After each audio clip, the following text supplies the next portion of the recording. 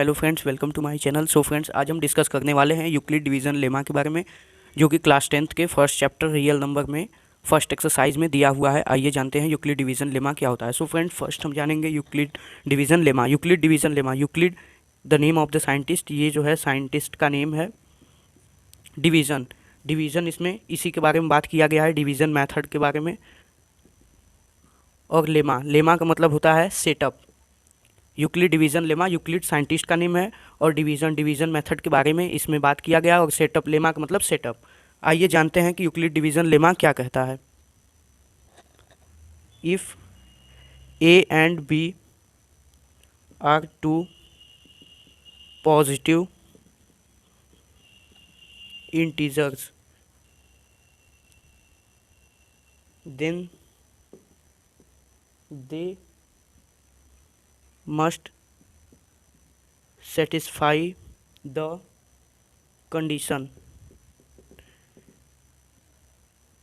if a and b are two positive integer। if यदि a and b, कोई भी a and b दो positive integer है, then they must satisfy the condition. क्या condition है, आइए वो कंडीशन को हम हाईलाइटेड डिस्कस करते हैं कि वो कंडीशन क्या है। वो कंडीशन है friends a equal to B Q plus में आर। आइए जानते हैं ये क्या है। पहले आप देख लीजिए, ये कंडीशन बहुत ही इंपॉर्टेंट है, ये आपको पता होना चाहिए। और आगे बताया गया है वेयर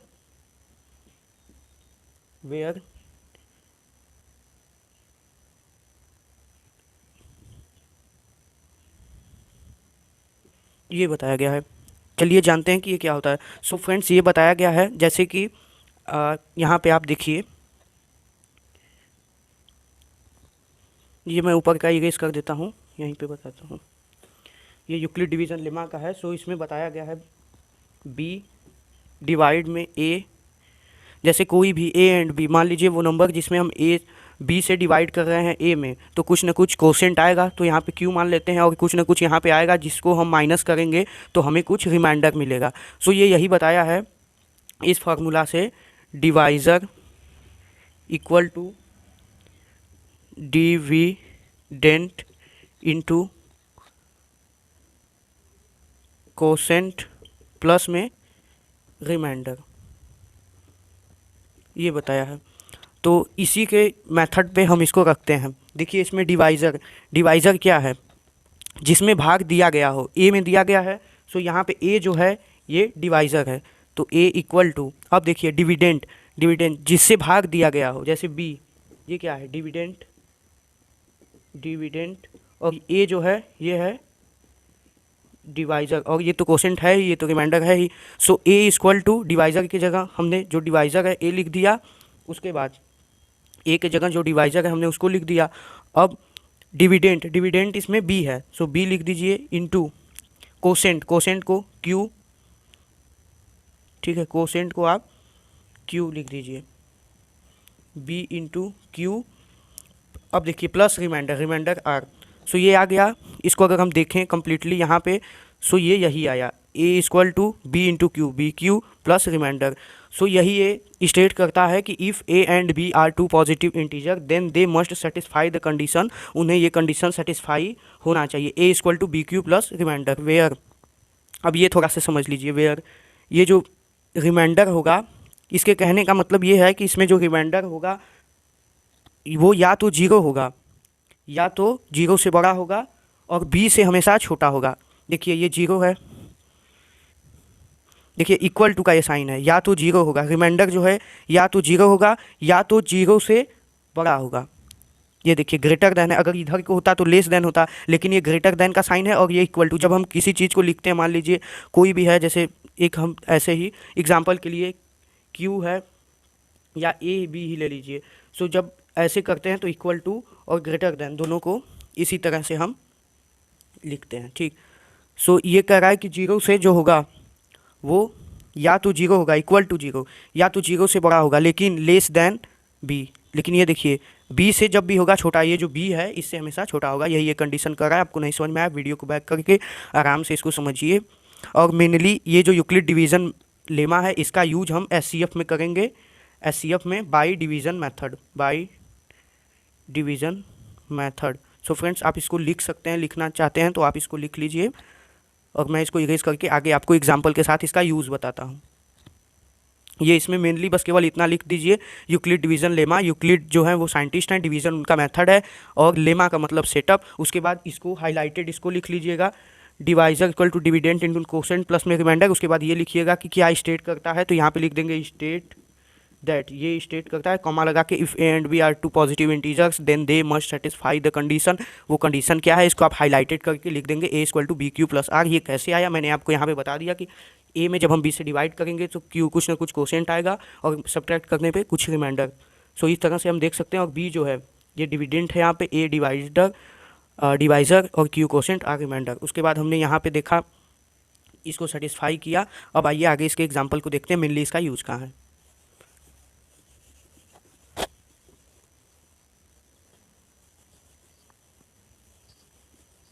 सो आइए इसको देखते हैं कि मेन इसमें यूज क्या है और ये क्या।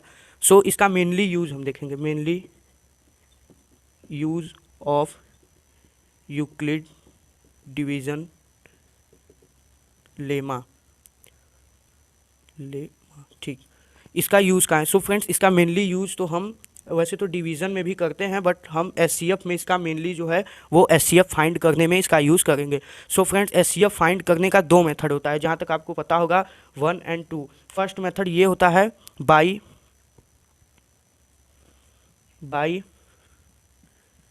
बाई फैक्टराइजेशन मेथड, और सेकेंड है बाई डिवीज़न मेथड।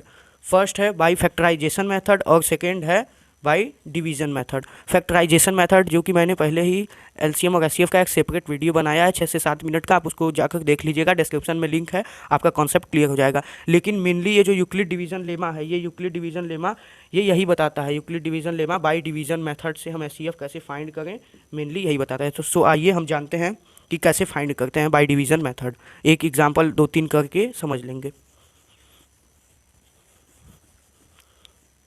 जैसे कोई एक एग्जांपल हम ले लेते हैं, कोई एक example 45 and 125।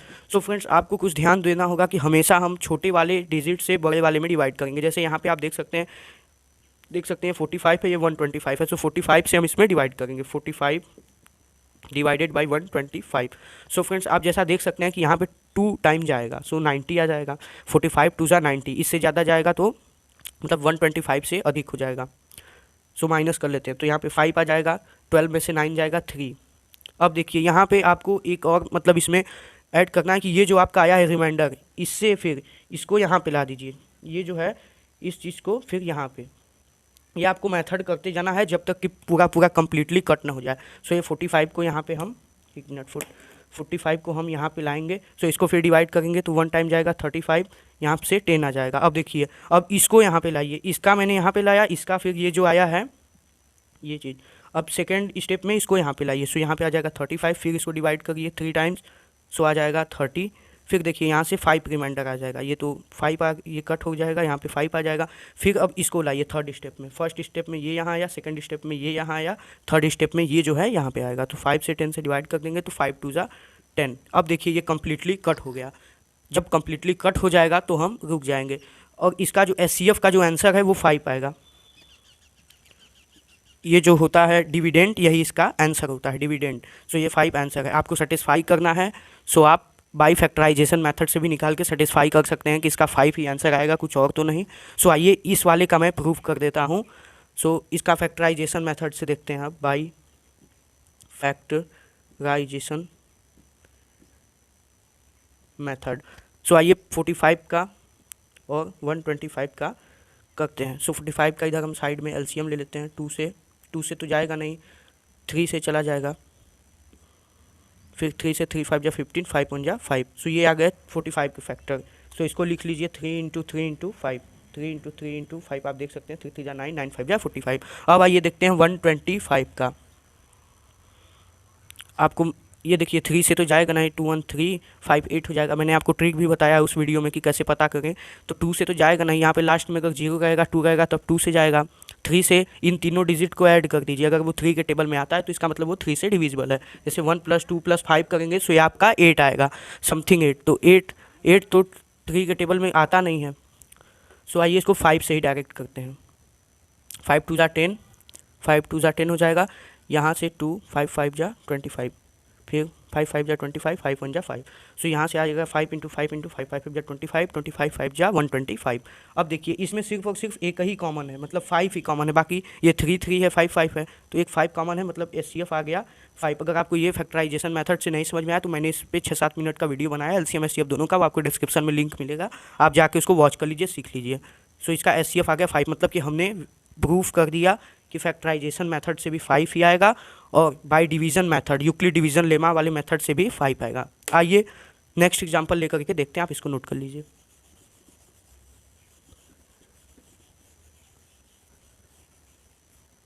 So next example हम लेते हैं 135 एंड 225, ठीक है। आइए इसको देखते हैं। सो 135 पहले जो छोटा डिजिट है उससे बड़े में डिवाइड करेंगे, सो ये आ जाएगा 135 डिवाइडेड बाई 225। 135 से 1 टाइम जाएगा 135, क्योंकि 2 टाइम जाएगा तो 270 आ जाएगा, तो यहाँ पे 225 है, ज़्यादा हो जाएगा। सो इसको माइनस कर लेंगे, 5 में से 5 गया, ये 0, ये 9 आ जाएगा, ये कट हो जाएगा, ठीक है, ये कट। अब देखिए जो मैंने बताया था फर्स्ट स्टेप, फिर इसको यहाँ पे लाएंगे। सो 90 से डिवाइड, सो 90 से हम डिवाइड कर देंगे 135 को, ठीक है, 135 को डिवाइड कर देंगे। सो यहाँ से जब हम इसको डिवाइड करेंगे तो 1 टाइम जाएगा, 92 जा हो जाएगा 180, जो कि इससे ज़्यादा हो जाएगा। सो 90 में से माइनस कर लेंगे ये 5 और यहाँ पे 4। अब देखिए सेकंड स्टेप में ये यहाँ पे आएगा 45 से 90 का डिवाइड कर देंगे। सो यहाँ से ये 2 और ये 90, ये कट हो जाएगा। सो कम्प्लीटली जब कट हो जाएगा तो ये जो होगा डिविडेंड, यही आंसर होगा। तो ये जो डिविडेंड 45 है, यही हमारा आंसर, मतलब कि एचसीएफ है। आप इसको वेरीफाई कर सकते हैं बाई फैक्टराइजेशन मेथड। हमने फर्स्ट वाले का कर दिया, इसको करेंगे सो ज़्यादा टाइम लगेगा। सो आइए थर्ड एग्जांपल को देखते हैं। वैसे सही ही आएगा क्योंकि दोनों मेथड से वेरीफाइड है। ये तो डिवीजन मेथड है वो, और फैक्टराइजेशन मेथड से ही इतना ही आएगा। आप खुद कमेंट में करके इसको बता सकते हैं। चलिए आइए थर्ड एग्जाम्पल को देखते हैं। थर्ड एग्जाम्पल हम लेते हैं 867 एंड 255। अब इसमें भी छोटे वाले डिजिट से बड़े में डिवाइड करेंगे। 255 डिवाइडेड बाई 867, सो इसको हम डिवाइड करते हैं। सो ये आई थिंक 3 टाइम्स जाएगा, 3 टाइम्स में आ जाएगा 765, 4 टाइम्स में ज़्यादा हो जाएगा। आप करके देख सकते हैं। इसमें से माइनस करते हैं 5 में से 2, ये 0 हो जाएगा 1, 102 यहाँ पे आएगा। फिर देखिए वही सेम चीज़ आपको करना है, ये चीज़ फर्स्ट स्टेप में इसको यहाँ पे लाइए। कई स्टेप जा सकता है, 5 6 7 8, ये नहीं कि 2 ही 3 स्टेप में हो जाएगा। जब ये कम्प्लीटली डिविजिबल हो जाए और लास्ट स्टेप के जो डिविडेंट है, लास्ट स्टेप का जो भी डिविडेंट मतलब भाग देने वाला, डिविडेंट, मैं इसको हिंदी में लिख देता हूँ, भाग देने वाला कोई भी, जैसे 50 का हम 60 में भाग दिए तो ये भाग देने वाला है। सो ये क्या होगा, डिविडेंड। सो जो भी डिविडेंड होगा लास्ट स्टेप का जिस पे वो कम्प्लीटली कट हो जाए, वही हमारा एचसीएफ आंसर होगा। सो आइए अब इसको लाते हैं यहाँ पे। सो 255 को यहाँ पे ला दिए। सो इसको आप डिवाइड करेंगे, सो 2 टाइम जाएगा 204, 3 टाइम में ज़्यादा हो जाएगा, 300 समथिंग हो जाएगा। सो इसको माइनस कर लीजिए, इसको माइनस कर लेंगे। सो आपका 5 में से 4 गया 1, और यहाँ से ये 5, ये कट हो जाएगा। सो 51। अब सेकंड स्टेप में ये वाला यहाँ पे लाएंगे, सो 102। इससे जब आप डिवाइड करेंगे तो ये 2 टाइम्स में जाएगा, 2 टाइम्स में 102 कट हो जाएगा। देखिए 51 इंटू 2 करिए, 2 2 5 10, 102 आ गया। सो ये 2 टाइम्स में कम्प्लीटली ये जो है कट हो जाएगा, मतलब कि ये जो लास्ट स्टेप मैंने अभी आपको बताया, लास्ट स्टेप का जो डिविडेंट होगा वही आंसर होगा। सो लास्ट स्टेप का जो डिविडेंट है वो ये है, डिविडेंट जो है वो ये है, तो ये हमारा एचसीएफ आंसर होगा। आप इसको फैक्टराइजेशन मेथड से भी करेंगे तो 51 ही आएगा। सो आई होप कि आपको वीडियो अच्छा लगा होगा, तो वीडियो को लाइक करें, चैनल पर नए हैं तो सब्सक्राइब करना ना भूलें। और जो भी फैक्टराइजेशन मेथड का वीडियो है एलसीएम एचसीएफ का, वो 6 to 7 मिनट का वीडियो है, आप जाके उसको देख लीजिएगा। और रियल नंबर का मैंने पूरा इंट्रोडक्शन वीडियो भी बना चुका है, और पॉलिनोमियल का आप जाके देख सकते हैं, सबका डिस्क्रिप्शन में आपको लिंक दे दिया जाएगा। और ये था आज का Euclid division lemma. Thank you very much.